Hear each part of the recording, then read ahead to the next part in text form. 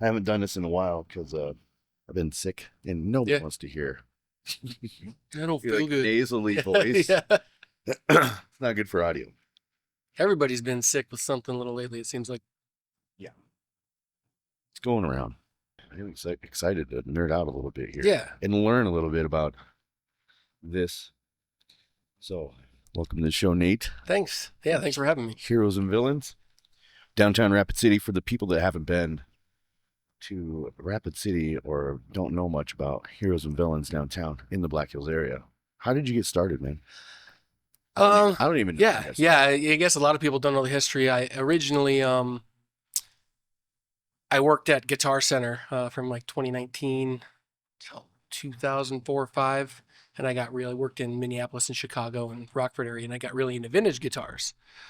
And then I kind of missed the Black Hills, so I moved back this way. And after a couple of years of being back here, I was provided with an opportunity to work with Treasure Hunters Roadshow, specifically buying vintage guitars and assessing vintage guitars for The like the show that was on like not Antiques Roadshow, not okay, to be confused with Antiques Roadshow, but Treasure Hunters Roadshow, where we literally we would travel around the country and set up at different conference centers and stuff like that, and run shows and do estimates for people and offer to buy stuff right then and there. So I started in the vintage guitar groups with those guys, and I did that for about a year. Then I got kind of promoted to run some of the more collectible teams, and that's where I would just sit in my hotel room at night and eBay wheat pennies and dolls and comic books, and I didn't really know a ton about it, and so I learned as I went. But I did that for about 4 or 5 years, and unfortunately that company ended up going bankrupt, and so I was kind of stuck twiddling my thumbs. And then I worked in managed Dakota Coin downtown for about 4 to 5 years, somewhere in that vicinity, and decided I wanted to branch back out and do more than just coins, get into video games, comic books, just that millennial 80s and 90s nostalgia. And have you always had interest in that stuff? I was a video game nerd growing up. I liked to play Final Fantasy, and I loved video games, stuff like that growing up. Yeah. I didn't read a lot of comics growing up. I've become more accustomed to comics in my adult life. I'm just slightly too old that I missed the Pokemon craze. Right. We all did. Yeah, yeah. But about 2 3 years, about if I was about 2 or 3 years younger, I would have been all about the Pokemon too. But I missed that. Yeah. But I was into video games, and then, in high school and stuff, I was really into guitars, and vintage guitars was really my specialty for a long time. Yeah. And it just kind of grew from there. The whole collectibles market as a whole was just super interesting to me, watching some of these markets go up and down. And I got really into coins for a while, just the history of, you're holding a coin that's 150 years old, just thinking, how many cash registers that coin's been through and how many pockets that coin's been through, the history of it all. It just really hit me. And so I was approached by a colleague at the time who wanted to open Heroes and Villains and Rushmore Coin together, and we had an opportunity to do it, and we just hit the ground running. And yeah, that's how I got started. Like guitars and stuff. I mean, I've always been like, man, I've been playing since I was like 8 years old. Yeah. So yeah. I tried a couple times when I was like 8, 9, 10. I found my dad's like Epiphone acoustic in the back of the closet. And Yeah. I grew up in a small town though, so there was no lessons or anything. And then Play by ear. yeah, like gave it up for a while, and then I gave back up, and then I discovered tablature on the early internets back in the day with AOL and everything. And I would download tablature, which would at least show you how to finger the right chords, but wouldn't give you any rhythms or anything. But so I could at least figure out the chord structures from some of these songs I want to learn. And Dude, tablature is the way to go. Is it like you just listen to the song and then you kind of interpret it yourself for the timing, signature, and everything. Yeah. Yep. So that's how I learned, and yeah. It's cool. I never knew that. Yeah. Right on, man. I don't do much with guitars anymore. I got a couple cool ones still hanging around the house and stuff, and a couple nice amps and stuff, but I don't do much with guitars anymore. Yeah. Okay, so buying and selling gold is like a unique layer to the comic book. So you do that just because you have. So it is investing. Like it's yeah, really good. So like I mean I think Pokemon cards, comic books, it kind of does have like a collaboration type. So coin collecting to me is kind of like fallen off. When I started in this business, coin collecting was really still pretty big, and stamp collecting was big. You know, you don't see a lot of stamp collectors anymore either, Right. and stuff like that. So I never really got into stamps, but coin collecting was kind of personal to me. I really enjoyed it. I really enjoyed learning about coins, because when we talk about collecting other things like TCG, Pokemon, or Magic, or comic books, there's different layers to that. But I think um, coin collecting and seeing the history of the currency of the country and learning how that's made, and some of these people that have gone through to find different varieties, there's, so the most collected coin in the world, I think today, is still the Lincoln penny, you know, and we just got rid of Lincoln pennies for the first time, I believe this year. We're not going to be making them anymore. No more pennies? No more pennies is what they're saying. So the value in pennies might go up? So that's what I was going to get into a little bit. It's a little more complex than that. But next to pennies, I think the most collected coin is the Morgan silver dollar, which they made from 1878 to 1904, and one more time in 1921. Now, there's some of these guys that have gone through and studied this coin so much that they can tell you different die varieties, okay, this one came from this batch, earlier in the year because it has this little die clash in it, because those dies, they stamp so many. When they make a coin, it's just a round planchet and a die strikes both sides, and eventually those dies would crack, and Right. And then you'd have to switch it out. yeah. and start So from there's guys that have just studied this stuff so much that they know the different varieties, and they've developed an insanely crazy collectibles market for different varieties of Morgan silver dollars and other coins. But just going all the way back to the late 1700s and seeing some of that early coinage. Yeah, turn my finger off. That's all right. No, go ahead. Just seeing some of that early coinage, to then the different designs that they made over time, and then kind of getting an understanding that people didn't carry around dollar bills and paper money like we do now. Right. It was still there, but the mass majority of it up until the late 1800s, early 1900s was all for banking transactions.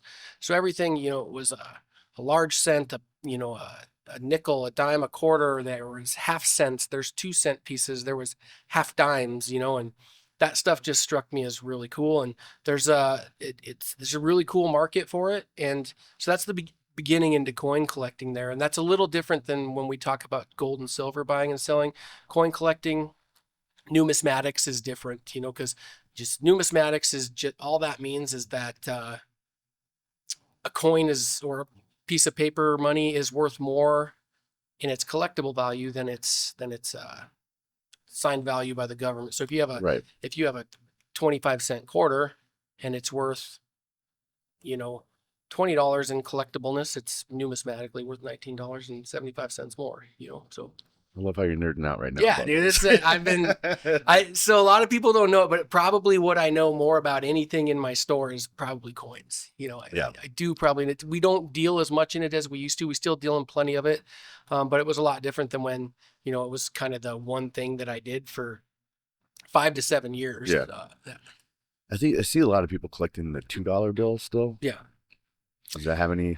So why would you think people collect $2 bills? Because it's kind of common still. You can get it. Yeah, you can find it. Yeah, a lot of people don't understand. If you go to the bank and ask for some $2 bills, they're probably going to have some. You Yeah, probably get some. Yep. But it's just not commonly circulated around. So if you're not in the business like I am, Don't know the value. you don't. It's like, oh, I haven't seen one of these since I was a kid. Yeah. So you keep it, and I totally get it. And that's how collecting starts. Mhm. Like that's just getting your foot in the door of collecting some stuff. So there's nothing wrong with collecting $2 bills. I think you have to be back in some around 1920s and prior for them to really be worth more than $2 unless they're in immaculate condition. Yeah.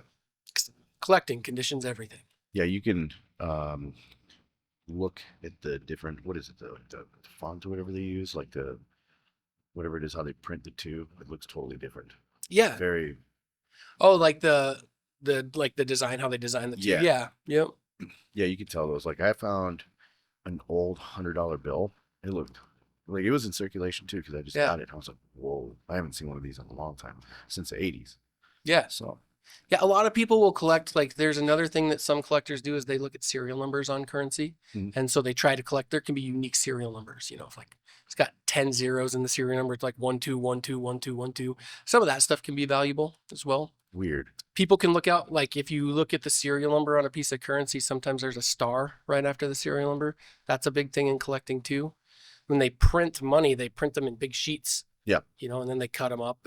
But if there was like a mistake or something and they have to replace one of those notes with, they use that same serial number, then they add a star to it. So, if you ever see any dollar bill or 2, 5, 10, 100 that has a little star after it, that means that was a replacement note from the original sheet. So those are worth money? They can be. Yeah. Like the newer stuff, probably not so much, but anytime you can get older and stuff like that. And if they got like a unique serial number? Yeah. Unique serial numbers, people. Just looks like code. yeah, people. I know, like we have some older folks, the coffee shop drinking guys that come in and they'll just kind of go through some of the bills because they do little side bets with their buddies where they go, I bet you my 1956 dollar has 8 zeros in the serial number. There's no way, and then they just a game and stuff people can play. But yeah, unique serial numbers, things like that always can make things more collectible. I love stuff like that. Yeah. Well, betting, because I did have a bet with my buddy that first run comic books were more valuable than second, third runs. And he was like, no. And I was like, yes. I would say 8 times out of 10, you're correct. Yeah. 2 times out of 10, because it's when it comes to comics and you talk about printings and things like that, is sometimes a first appearance of a character will happen. Mhm. And the order for that first printing is, medium or whatever, or a lot of people read it, but then the first character takes off and then everybody wants it. So they reprint it, and they either print more, but sometimes they print way less on the second printings, and that first character doesn't come out 2 or 3 years that character is important. Yeah. 2, 3 years down the line, and they maybe made 30,000 first printings and they only made 200 second printings. That's actually happened, I believe, with the first appearance of Riri Williams. I don't know. It's Invincible Iron Man 14, 15, one of those around there. But yeah, first appearance of Riri, the variant. Oh no, that's the variant, not the second printing. The variant's worth a lot more because there's a lot less variants out there. Those variants too. I think Miles Morales, first appearance of Miles, might be the same way as that as well. I swear I have that one somewhere. Saga #1 is a good one. It's another one, but the variant's worth 3, 4 times as much. Yeah. Let's wait to get in comic books. Yeah, we can wait. Yeah, we can start nerding out here on me. We can talk a little bit about, if you want to stick on the coins and gold and silver, is the kind of like the gold and silver side of things too, more than just the coin collecting. Yeah, because you do gold and silver. Yeah. Now, do you do raw? Like if you go mine it up in the hills? Or like, say somebody brings in like just like a nugget or one of those, like they're melted and they buy them. Yeah, we do.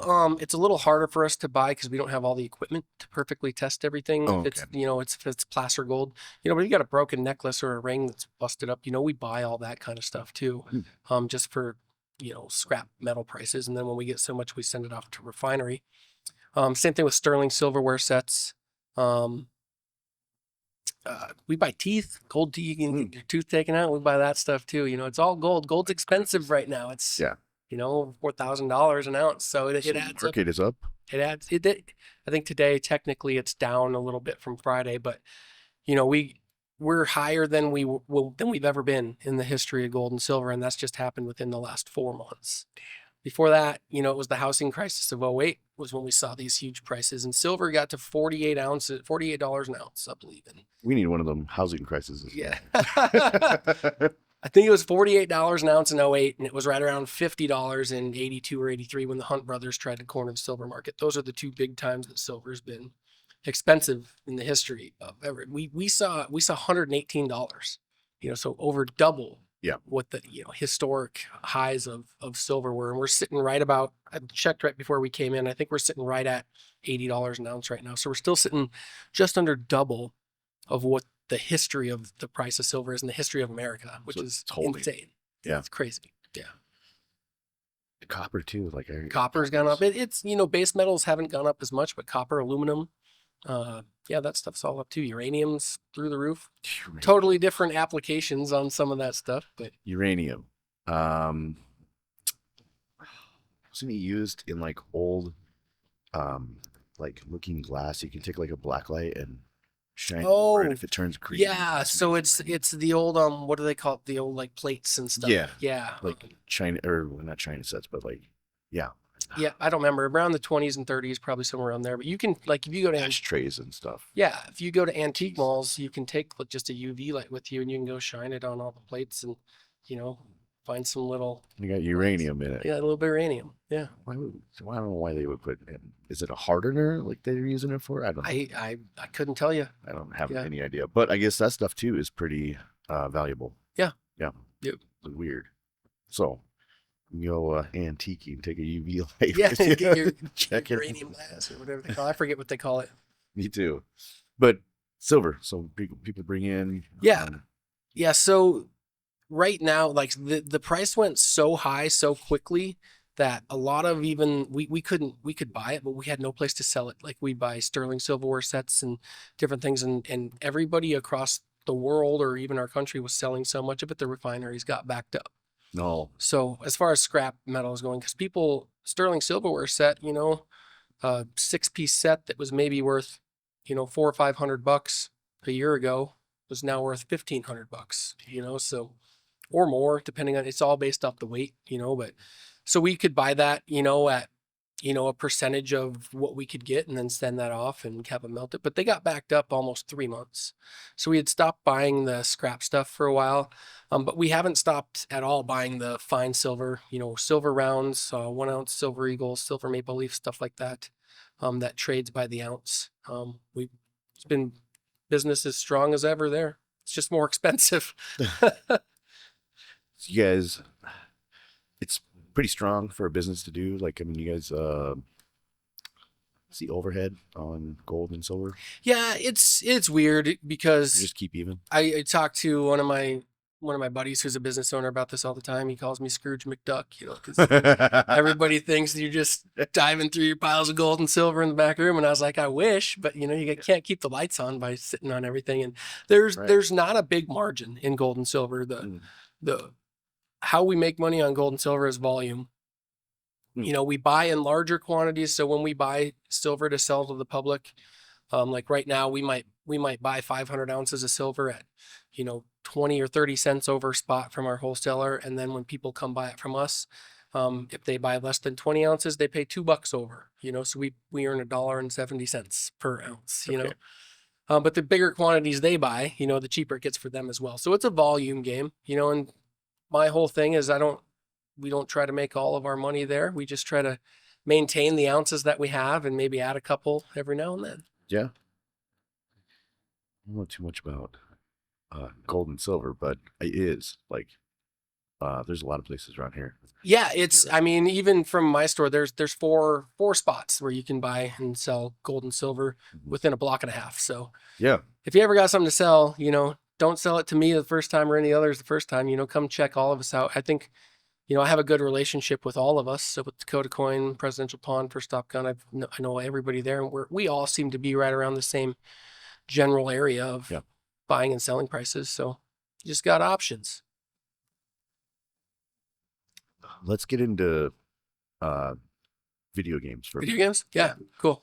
because physical preservation right now is a big thing versus like digital downloads, because Right. everything is digital on every console and PC and everything. So there are people really in the market for physical games, consoles, and you guys do sell and buy Yeah. consoles. Absolutely. Yeah. Yeah.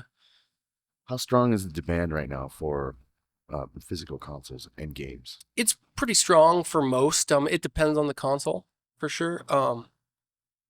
But to kind of touch on what you said, like there's 3 types of people that are coming to our store. Mhm. It's people that are doing exactly what you're saying. They want, physical copies of stuff because as the demand for digital gets bigger, people still want those physical copies of things. So then they want to own it, Just like records. Yeah, it's exactly like that. Yep. Then there's people just reliving their childhood. They want to reminisce about putting a Nintendo game in, blowing in the cartridge. Nostalgia. Yeah, you got to blow in the cartridge. And Yeah. if we knew what we know now, you probably shouldn't do that. Yes. Yeah, you should get You should not do that. Q-tip and 90% isopropyl alcohol. That'd do you a lot better. Yeah. Most of the times we did that, we didn't understand that 72 pin connector in the back of our Nintendo was actually going bad because we put games in and out of there so much. But that's typically what the problem was back then. But so we have those nostalgia people coming to get their nostalgia, and then we have the investor side of people, the people that are, you know, wanting high end sealed copies of stuff that are certified and graded. But the demand for consoles within that is mostly those people reminiscing. Not as much the people collecting unless you got something cool in a box. Yeah. But the demand for like Wii's is pretty high. PlayStation 2's has never been higher than it is right now. PlayStation 2. PlayStation 2, which I think is the best console of all time, by the way, and some of the best games. PlayStation 2's are really hot. PlayStation 1's even. There's the PlayStation 1's with the RCA jacks in the back. I believe they were the first models.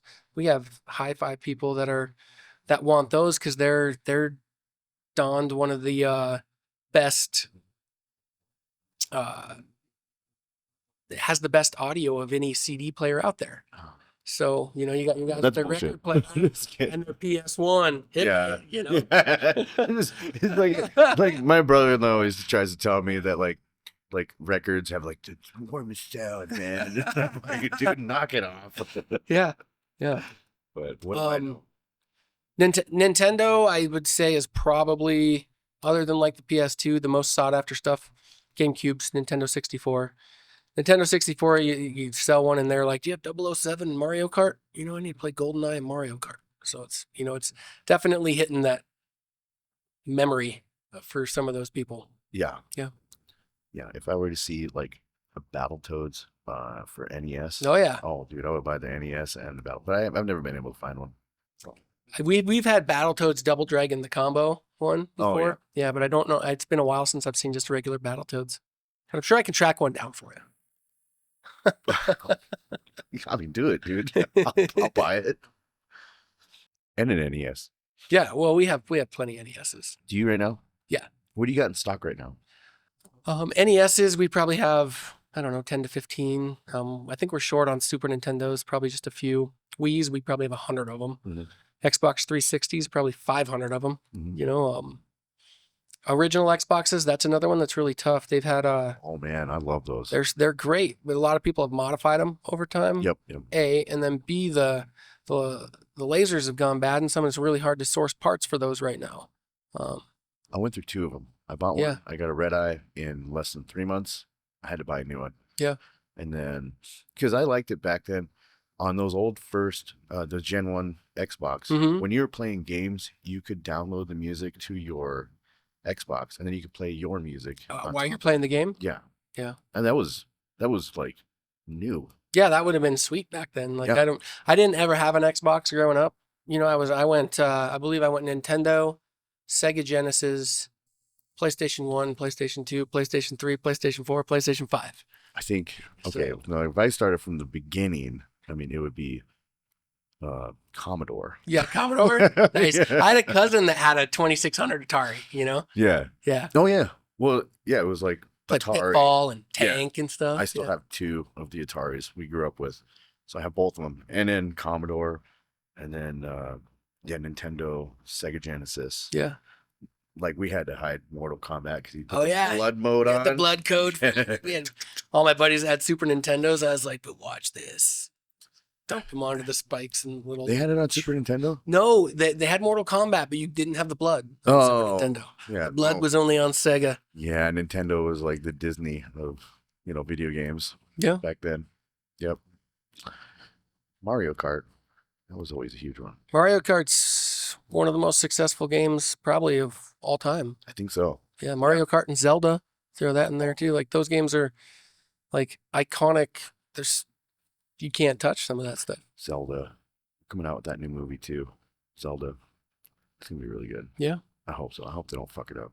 Me too. Yeah. I think they've been doing good with the movies. I took my kids to Super Mario Galaxy and had a blast. So I'm glad they're like making this like Nintendo universe in movies. It's really cool to see. I thoroughly enjoy the new Nintendo that they have going on. Mm-hmm. The films, because there's no like weird political agenda, or like sexualizing or anything like that. It's Yeah. very just fun video game. You can just turn off everything from like the whole world around you and watch this. And I Yeah. love that. I love that about that. Yeah, awesome. Yeah. Yeah, I've like I said, I've thoroughly enjoyed the movies, and I think they did a great job incorporating video game play and how you play the video games into the movies and stuff that happens in the games into the movies. It's been awesome. I laughed my ass off when Yoshi they went to go Princess Rosalita. Yeah. And they were like, hola. Yeah. Hola, Yoshi. I was like, Yeah. pump me up. Yeah. You guys buy like just games too also. Yeah. Yeah. We don't buy just consoles. I'd say games or we buy, sell, and trade more than consoles. You know, like we have, I think I looked the other day, and if you look at just our basic like $3 to $10 games across anything Xbox 360, PS1, PS2, PS3, you know, all those games that are just a little less expensive. We have like 6,000-7,000 of them in stock. Then you get into some of your more desirable stuff, and we still got 1,000 of those, you know, so we got across everything, Atari all the way to PS5, you know, and we do stock new stuff. We don't do a ton with new. It's hard to compete with Walmart, Target, and GameStop. Yep. It just is, and it's ingrained in people that if you want a new game, that's where you go. Mm-hmm. So we do stock. Yeah, we do stock a couple titles. Usually if we think it's going to be a good title or something's coming out, we'll grab some Switch games that are new releases and stuff, but it's hard to compete with some of those big boxes on that. But we always have the ability to order any of it. We are an authorized Sony, Microsoft, and Nintendo dealer through one of our distributors. So if you guys are looking for a new game, stop by and see if they got it. Yeah. If they don't have it anywhere else. Yeah. Awesome. Yes, we could. Yep. That is knowledge. I did not know that. I forgot what they released. I think I came into your store and there was a exclusive X-Men comic book you could get with a poster. Like recently? Mm-hmm. Was it? It was about 3 months ago. I remember, yeah. And I think I have one of my pole box customers that was trying to get it for you too. Yeah. Yeah. Yeah. So some of that stuff we can never do, which I think that was one of those ones that was exclusive through Marvel Studios or something. Every now and then that kind of stuff happens. Yeah. I went to GameStop and this kid in front of me got the last one. And I offered him like $50. He was like, no. He's like, I'm like, what are you going to do with it? You don't even like it. I was going to open it and read it. Yeah, Tack it up on the wall. Yeah, you don't even know what you got, dude. Just sell it to the old man. Yeah. No, in a way though, good for that kid for sticking to his guns. You know, maybe we're making a little collector out of some of the younger generations too. Yeah. I think with video games, like cartridges and discs and all that. Yeah. I think now is the time to start collecting all that and stocking up, because when the value starts going up and everybody in our generations and like who's like 32, 35 that want physical video games, I think the market's going to go really high because they're going to be way more expensive again and they're going to be more harder to get from damage. So yeah, as this stuff gets older, the stuff that isn't getting preserved is just getting damaged. You know, you can only use a laser so many times, or you can only those pins. You know, it's just metal on. Yep. Eventually, some of that stuff's going to get corrosion and stuff unless it's really taken care of. You know, but yeah, I think if you want to start collecting, it's time to go down there and buy a shit ton. Not trying to sell it, but I think I really do want to start collecting consoles, and yeah, I've already got like a few, like 5. But I mean, unless you have like 20, then you're cool. 20, and then you got to get one of those switches so you hook it all up and you can just press the button. HDMI switch. Otherwise, you just got cords everywhere. Yeah. Yeah. And but there's cool stuff that's come out with some of these vintage consoles now too, with it being popular. We have a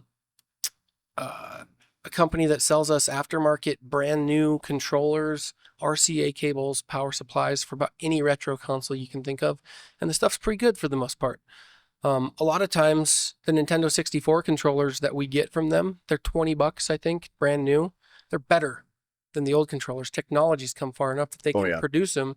But if you want it to say Nintendo, you know, we still have that stuff. It seems to be a little more expensive because it's rare. But if you just want to play and remember Mario Kart and Mario Party, you know, they have optical joysticks. They have 8 points of articulation instead of 4 on the D-pads, which I think is cool. The cords are longer. Yeah. So yeah, that's kind of a way you can save a little money by going with some of the aftermarket brand new stuff. That is good to have. Is, I mean, if you start getting a little violent on a game and start thrashing it around, use don't use an older one. Get like a newer one. It can take a beating. The older one, you might want to like just wait, and then you can feel what it feels like. Yeah. From back in the day, and I'd be like, nah, fuck that. Yeah. I want the new one. Yeah, for sure. Protecting investments from scams. It's tough, man. Yeah. It's tough. Yeah, what's your process like? Like from high ticket items that come in to make sure you're not getting scammed? Yeah. So as far as are we still on video games or just in general? In general, anything like what people can do to prevent from getting scammed. Also, like your process, and then what people can do. So, thank God, in one part of it, I have great employees that have good eyes too. So when we have high ticket items, everybody's looking at it first of all, trying to pick it apart first of all. And what would you consider a high ticket item? What kind of price range? Would consider anything, maybe $500-$600. I think that's about the right range. You hit that $700, and once you get over $1,000 or $1,500, then you really got to be careful. Yeah, so $100. Pretty sure that's common. Yeah, cartridges are pretty easy. Video game cartridges you can take off the back, and you can look right at the board, and you can look at the chips on the board and see if they're real. Could have they used a different cartridge and married those chips to that cartridge? Yeah, but it's still, you can see if some of that stuff's been messed with over time. Right. Labels are the biggest thing on video games, that people swap out labels, can get a label printed out. But it's, if you look up things under magnification, there's certain things on cartridges that we look for that help us move away from that. Pokemon games across every system are the most counterfeited games of all. All right. There's more counterfeit Pokemon games out in the world than there are real ones. Have you gotten any? Oh yeah. Yeah. Fake ones? Oh yeah. Yeah. Over time we have a little, I don't know what you want to call it, but a little jar, about yay big, half-gallon jar that's just got all the fake stuff we bought over the years. From silver dollars to silver to Pokemon cards to games. Yeah, we bought fake stuff. But I refuse to sell it. So we don't sell anything. We don't even advertise it as, okay, this is a replica. We just don't. Right. We just don't sell it. Most places would do that. Yeah. Honesty here. Yeah. It's good. Well, that's the only way I can really guarantee everything I've sold, because we guarantee anything you buy from my store, video game, console or anything, we guarantee for 2 weeks. Like if it doesn't work, take it home.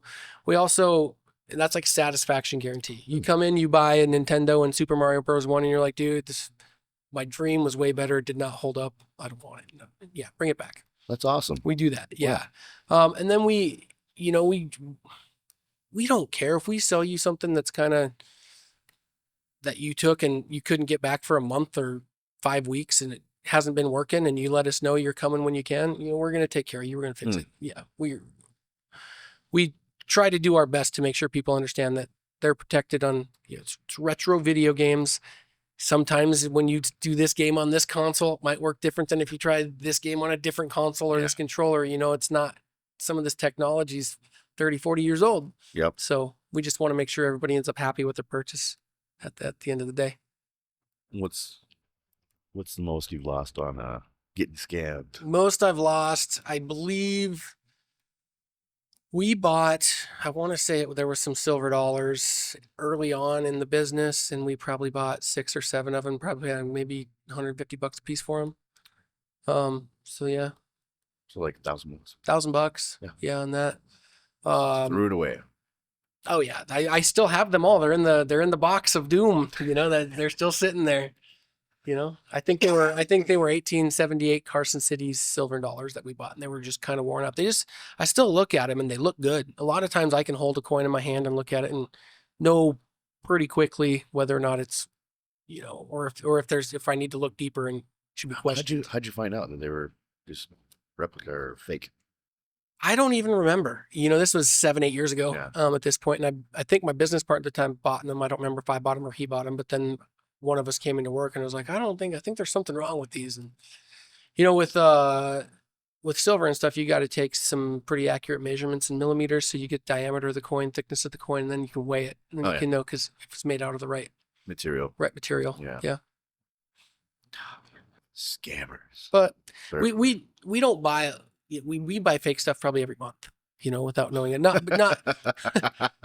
Not expensive stuff, but like there's I think Shay, one of my employees, he even has like right above the thermostat, there's like 15 Pokemon cards sitting up there and they're all fake, Yeah.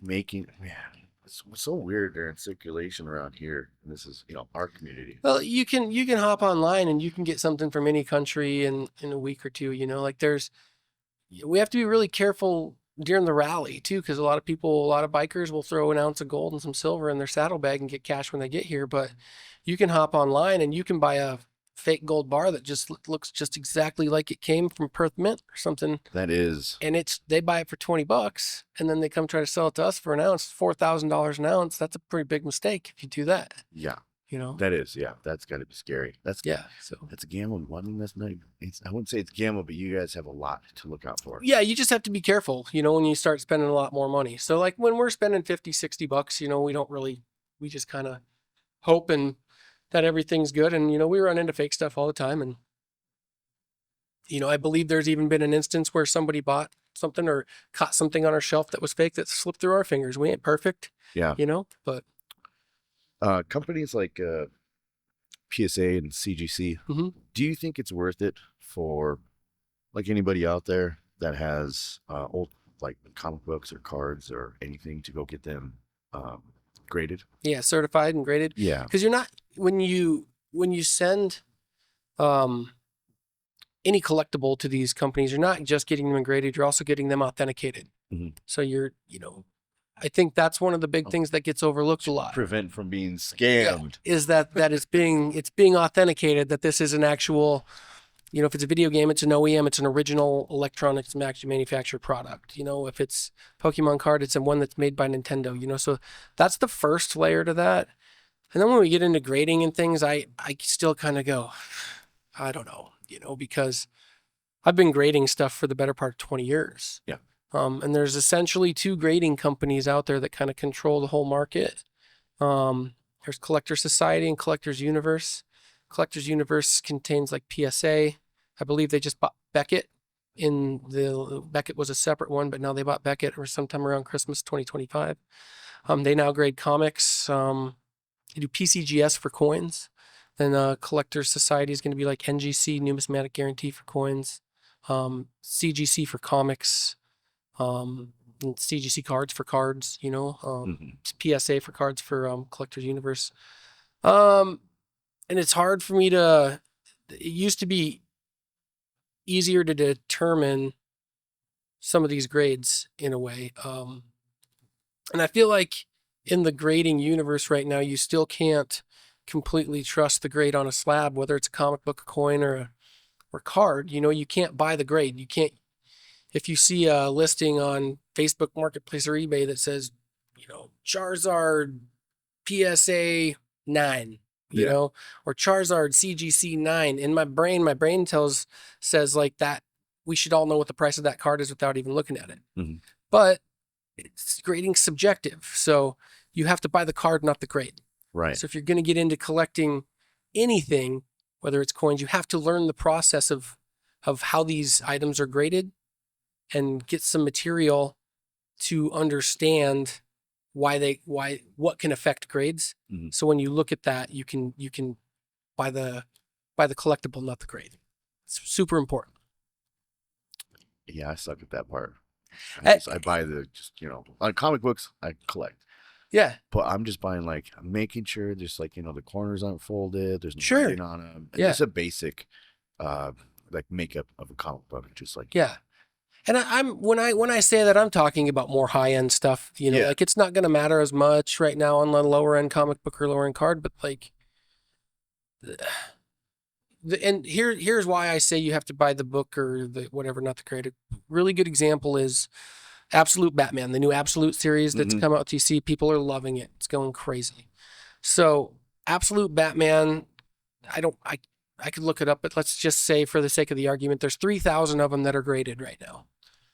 there's such a high percentage of them that are graded in 9.8. 9.8 is considered the industry standard for perfect. Yes, there are 9.9s and 10s. Yeah. Very few and far between, but 9.9 is kind of the industry standard for, Right. Something that's perfect. brand new. Yeah, brand new, perfect, no, never read, Yep. printed correctly, no fingerprints on it and stuff. And out of like those, my fictional number of 3,000, 2,800 of them are 9.8s, and then the rest are 9.6s, 9.4s, 9.2s. Under 9.0 is probably less than 1%. So the values now. Well, is what's weird about it is 9.6s are $70-$80, and then you get up to 9.8 and they go $350. Yeah. That's a massive jump for something that has the majority of it graded in that grade. Like to determine that point for, yeah. Yeah, it just seems off. Seems fishy in a way, like almost everything's graded 9.8 for Absolute Batman #1. There's no reason there should be a massive jump between 9.6 and 9.8. Oh. So, and that's just market analysis type something on that people should pay attention to, the difference between prices between slight grading, I think, well, I mean, like whenever I look up the value of any of my comic books, like anything from like, 0.2 to 0.8. Yeah. That is the biggest jump in price right there. But anything from like 0.7 to 0.8 is pretty, just like, a couple $100. Mm-hmm. And then you go a couple more $100 from 8 to 9. Then it really starts stacking up at Yeah. 8.5. But that really makes sense to me on older stuff. If you're looking at a population report of 9.8, a 5, brand new, and then a population report of 9.6, a 15, where it just gets the populations get exponentially larger as you get lower in grade. That makes sense to me. But we're talking about population reports at the top being the highest. So it just doesn't make sense. So that's, in my opinion, that wouldn't be something that I would buy to invest in. Yeah. People always ask me, well, what would you buy? What would you buy? And I'm just like, anytime if you want to buy something for your own enjoyment, if you like Pokemon or you like comics, you buy comic characters that you like. You buy Pokemon that you like. That's all that matters, and that'll get you in the hobby. Eventually, you'll want to start getting nicer stuff and get invested in stuff. And if you're buying comics, you buy proven keys. You look for a Hulk 181 first appearance of Wolverine. You look for New Mutants 98. You look for the first Deadpool. Comics that have been around for 15, 20 years that have been proven to hold value. That's where you put your money. Yeah. Not in something that came out 6 months ago. Yeah. You gotta wait on that. Right. If you could get it, if you got one new for cover price, of course, and you're sitting on it. But then, like I said, that's just my opinion. But same thing with Pokemon. If you like Charizard, buy Charizard cards. If you like Mewtwo, buy Mewtwo cards. Every store has their own crazy story. What is the most unbelievable item or something somebody has brought into you? Yeah, we've got a couple. There's a really cool story. I'll start with this one because it's comic book related. Okay. A gentleman came in. We were very early on, our store, not very much inventory. When we started our store, it was my business partners and my own collections. That's how we started it. But he had this guy that would come in and he'd buy video games and sell us video games within the first couple months of being there. And he's like, oh, he goes, yeah, I have this Amazing Fantasy first appearance of Spider-Man comic. And I was like, oh, really? Yeah, sure. Cool. He's like, yeah, no, I got back from a deployment one time. I had all this money and I bought it. And I said, is it graded? And he's like, yeah. And I was like, what's it graded? He's like, 1.0. So awful, but still, it's Amazing Fantasies, first appearance of Spider-Man. And I was like, okay. I'll give you, if you want to sell it, and I look it up, and I was like, I'll give you like $4,000 right now. That was in 2016, 2017. I'll give you $4,000 for it. He's like, nah. But every time he came into my store for 6 years, 5 years, I'd look it up and I'd make him an offer, sight unseen, just always wanted that comic. And during COVID, comics went so crazy that he walked in the store one day and I said, $18,000 if you want to sell it. He's like, are you serious?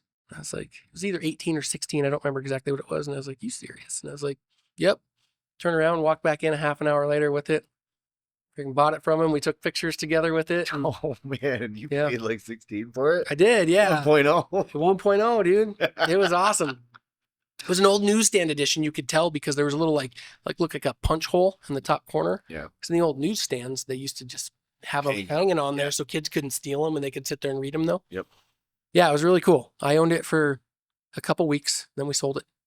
Did Made you- a little bit of money. Oh, good. Oh, even with a punch hole in it. Yeah. Oh, yeah. Well, man. I mean, it's such, to me, that comic book's a top 5 grail of all time. You know, you have your Action Comics #1, your Detective Comics #1, Yeah.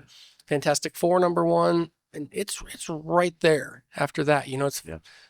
to think that Spider-Man didn't exist before that comic book's pretty crazy, you know? So, and Spider-Man's the most collected comic probably out there because He's up there. he resonates with younger Yeah. generations, and then it's why people get into comics. And so it's kind of how they can revisit their childhood that way too. You grow into other characters and stuff as Right. time goes on, but Isn't it- Spider-Man is the introduction, I think, to kids in comic books for sure. I think it's crazy on how good. I'm not a huge fan of Marvel. Yeah. But it's so crazy how they reinvented Spider-Man from Peter Parker to Miles Morales Yeah. and just now reconnected with younger crowd rather than the old Peter Parker we used to know. I love it. Yeah. So good. It's been great. You know, they've done Peter Parker, was Ben Riley, says one of the other Spider-Mans. Ben, am I wrong on that? Right? Dude, I'm awful. Like everybody's like, you own the comic book store, and I was like, I know. But I don't read a lot of superhero stuff. I read tons of independent stuff. Yeah. I think it's worth also saying that people don't understand that there's so much more to comic books than superheroes. Mhm. There's so many TV series that you probably like and enjoy that started in a comic book, and some of these independent writers, you know, The Walking Dead Yep. was a comic book first. Yep. The Last of Us was a comic book, then it was a video game, then it was an HBO series. You know, there's so many examples of that. Those are just a couple. So I read a lot of the independent stuff, and some of the writing is so good. Yep. It's just so good. So I think it's worth noting that there's so much more to comic books and graphic novels than superheroes for sure. Yeah. Whatever. I'm a big fan of Image. Image has some good stuff. Image comic books, Yeah. because they do have a lot of independent titles also, and then they're big, you know, money makers. Yeah. But they do have like independent comics, and it's just like they're really good stories too. It's things you can't get away with. Yep. That you could like under Marvel or DC. I think Image has done really well over the years. I think Todd McFarlane's done a great job. Mhm. He's done a great job keeping the prices lower than the other comics too. As some of the other guys crank their books up $1, $2 here and there, he's done a really good job of keeping the price down. I think Spawn is the longest running title, single title from that's still ongoing since issue 1 right now. Yeah. Yep. You know, it's really cool. Yeah. I got a Todd lot. McFarlane's one of the best, man. He is. He's the man. He is. Let's see here. Looking 5-10 years in the future. What's the next big frontier for collectibles? It's interesting. I always try to figure this out because you got to get a jump on it, right? Yeah. Yeah. And this is one area where I think I got a little bit lucky with my store. I just loved video games. I had a bunch of video games, comics and stuff. And I was able to garage sale a lot of the stuff when nobody just wanted it. A lot of it was going to the dump and stuff. Back in, I don't know, probably 2014 is when I kind of started getting stuff, 2013. So I could get stuff a lot cheaper. Nobody wanted it. My wife thought I was insane. It's just like, what Nobody are you wants doing? that stuff. She's like, I'm going to have a store someday. I promise. That's awesome. Well, here I am. Yeah. Um, Way to believe in him, honey. yeah. No, yeah, she does. Yeah, she thinks it's great. Yeah, that's good. But so to try to figure out what would be like the next thing after that, it's I don't know, you know, I thought Pogs were going to come back for a while, but I don't think they're gonna. Oh my god.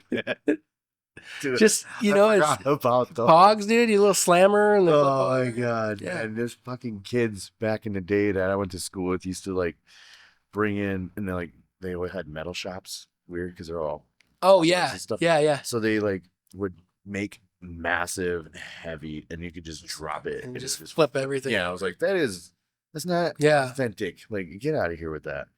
Yeah, but when I think about that kind of stuff, I try to think of like my daughter's generation. She's 12.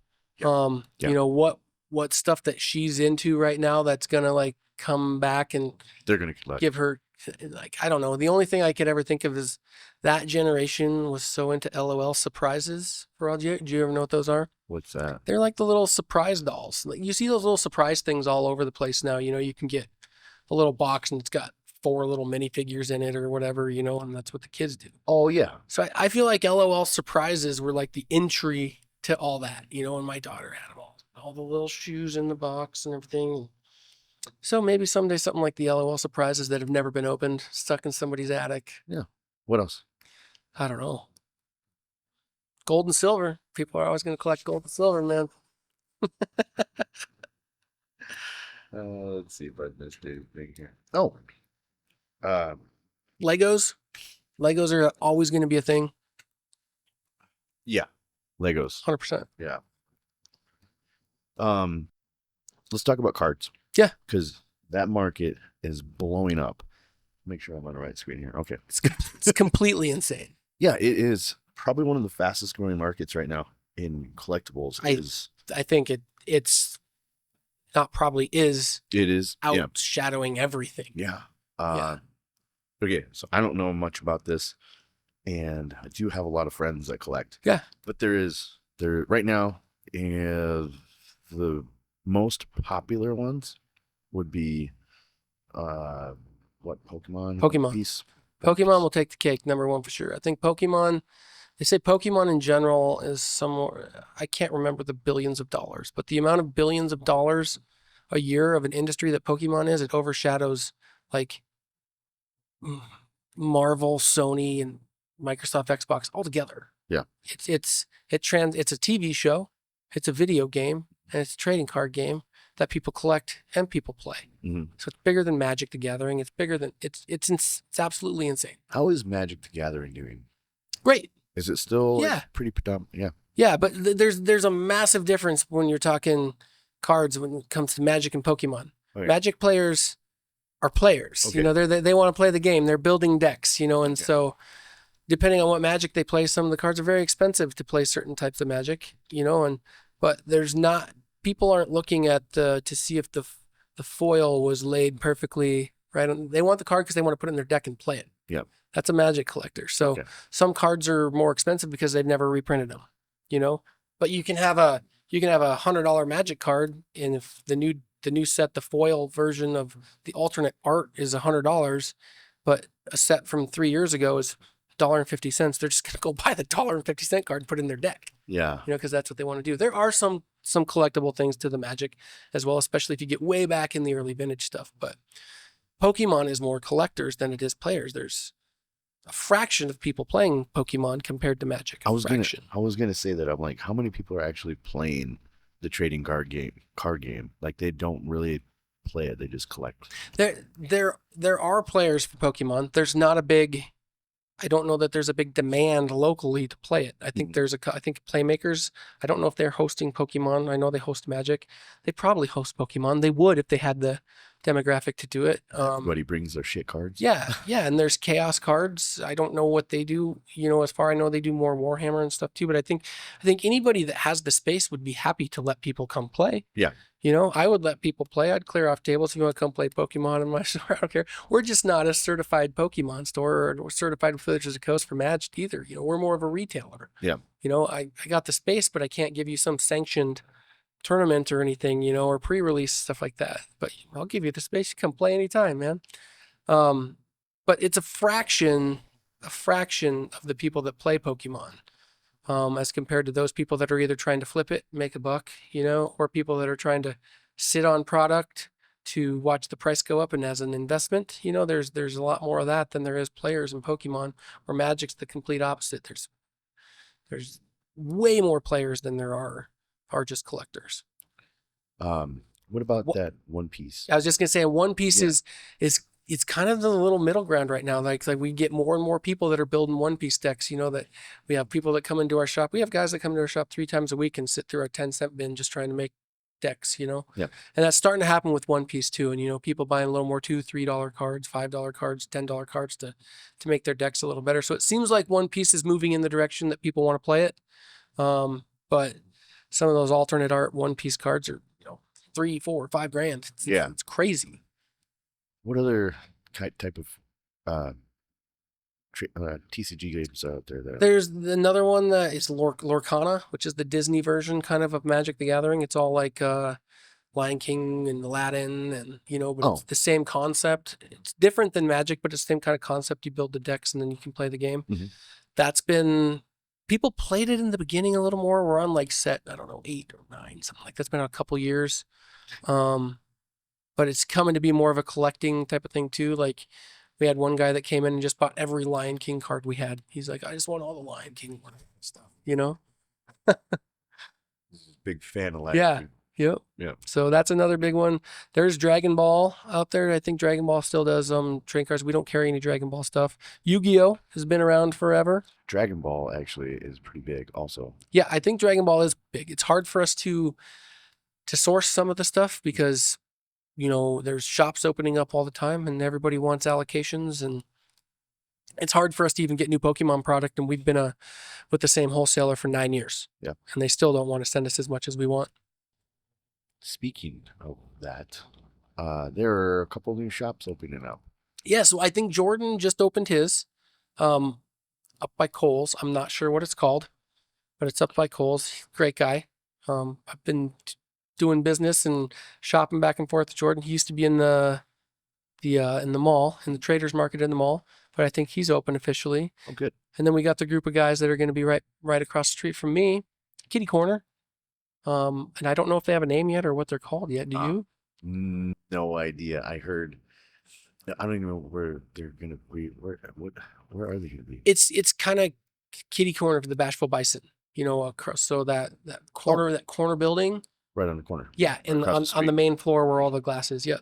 Hopefully they're going to be open pretty soon. They were supposed to be open, I think, this month yet. Yeah. And that's going to be really cool because it sounds like they're working on getting certified with Pokemon, certified with Wizards of the Coast. So they actually have judges and stuff like that. Don't quote me because I'm not them. Right. But I've just from what I've talked to them and stuff, I hope that's the direction they're going, because if they had a spot for people to come play and do all that, just like back when Who's Toy House had the basement. Yep. That'd be so great. And that's part of the reason we started dealing in Pokemon, was because Who's had closed down the basement portion and there wasn't anything really doing much downtown. So we're like, oh, let's give this a try. And here we are 7 years later, and I just, one of my employees will come be like, hey, can I spend this much on Pokemon cards? And I go, okay, do it. How long till we get our money back? Oh, are you sure? Are you sure? It's gone great. I've got fantastic staff. Shay and Chris I'm so lucky to have them, and I think we got a good thing going. Good. Yeah. What do you think about, how are your feelings on Summer Night's going to be down there for foot traffic in the comic book store? It's hard to say.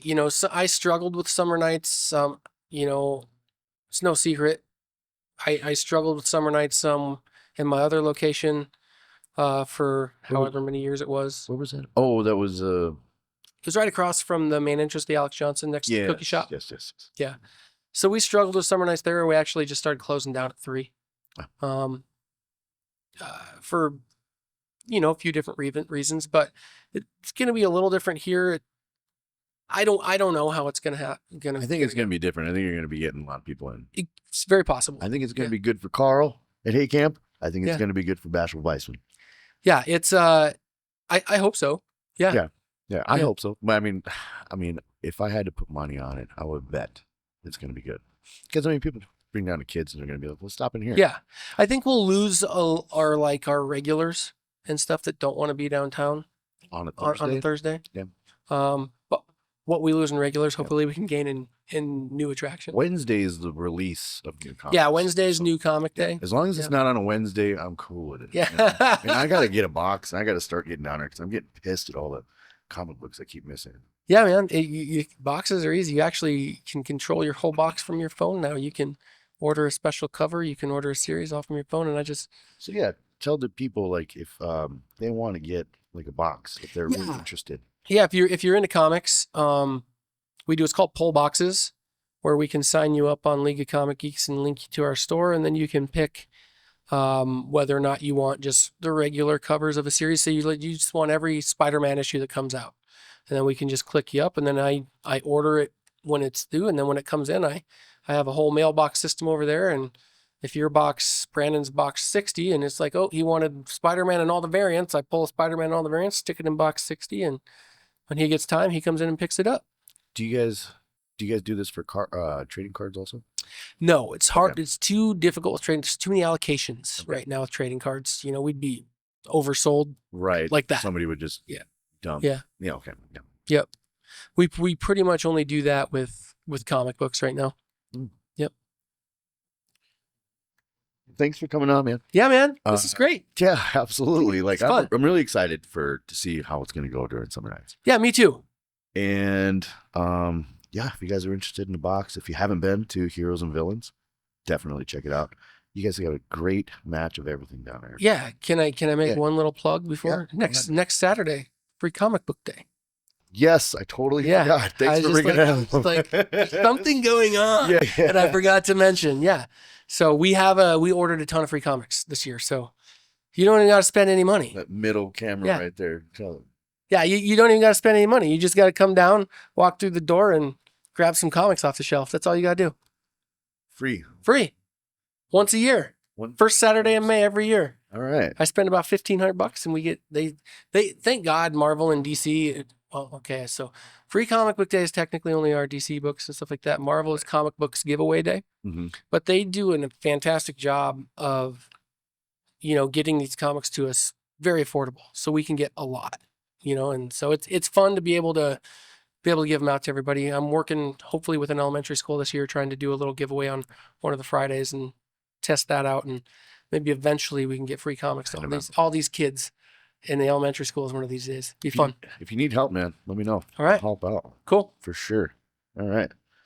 Hope I'm not forgetting anything. Pretty sure. If you're forgetting stuff, you're just going to have me back again one of these times. I'll have to have you back, Yeah. man. All right. We'll check with you in the summer and see how it's going. All right. Sounds good. Take care, everybody. See you later. Oh, yeah. Turn it up.